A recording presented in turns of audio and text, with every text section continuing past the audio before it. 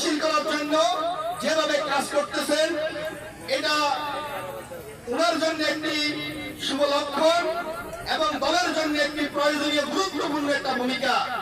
কারণ জাতীয় নির্বাচনের পরেই আমরা আসলেই, বিশেষ করে যদি 15 নম্বর ওয়ার্ডের কথা বলি, আমাদের মন খারাপ, কেউ কারোর সাথে সেভাবে সাংগঠনিক যোগাযোগ আমাদের ছিল না।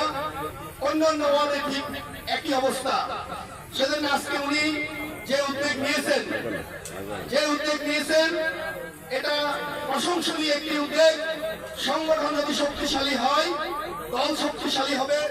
দল শক্তিশালী অবস্থায় থাকলে নেতা শক্তিশালী অবস্থায় থাকবে। সেজন্য আজকে সাংগঠনিক গতিশীল করার জন্য, বিএনপিকে গতিশীল করার জন্য উনি যে আজকে সাংগঠনিক প্রোগ্রাম করেছেন, আমরা 15 নম্বর ওয়ার্ডবাসীর পক্ষ থেকে উনাকে ধন্যবাদ এবং কৃতজ্ঞতা জানাই।